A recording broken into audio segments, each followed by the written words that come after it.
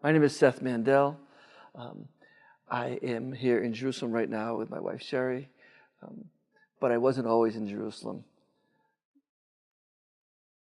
I grew up in Connecticut, a small town called Willimantic, Connecticut.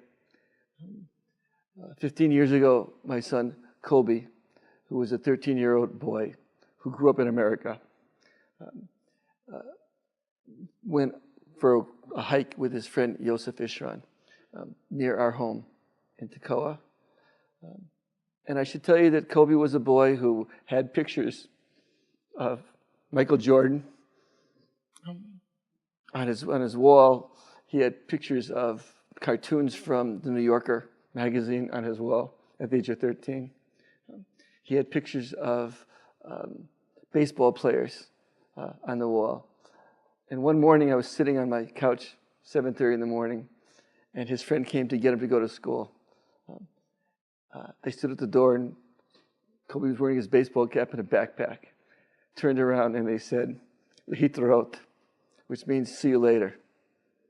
I said, "Shalom," which means peace and goodbye. Unfortunately, I was right, and he was wrong, because I never saw him again. Two boys, instead of going to school, they cut school. They walked around the outside of our community, down a long dirt path, and proceeded to do what they thought would be to spend the day exploring this beautiful canyon. 10 o'clock in the morning, the two boys were trapped in a small cave by 4 or 5 Palestinian terrorists and beaten to death with boulders the size of bowling balls. It was a very brutal crime. The boys' blood was smeared on the walls. There was a search party out, and we were up all night. A woman came to us and told us that the boys had been found murdered in a cave about 500 yards from where we stood. Sherri fell to the ground. I walked over to a corner and kicked a chair, came back and looked down at Sherri, and she looked up at me and said, "How are we going to get through this?" And I said, "We're going to get through this because we have 3 other children, and we're not going to allow the people who killed our child to destroy their lives as well." Since that time, we have been involved in the Koby Mandell Foundation, which works with people who have lost immediate family members to terror. We're talking about our son, and we talk about it like I feel like I can just use words and sentences, but that they don't reflect the brokenness of losing a child to terror. That your world, our world, was shattered.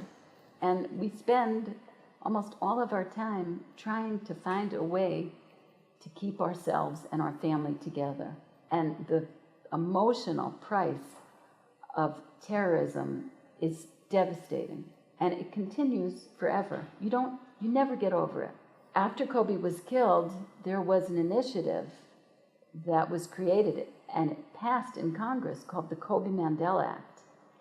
And the goal of this legislation was to advocate for the rights of American victims of terror in Israel. This act was passed 10 years ago, over 10 years ago. There's an office in the Justice Department that is dedicated to working for the rights of victims of terrorism, but they've done very little. We realized that there's a large number of American victims of Palestinian terrorism, unfortunately. People who killed Koby were never found. They're still at large. I think the world is waking up to the fact that terror is terror, and we sympathize with the people around the world who are now being struck by terror.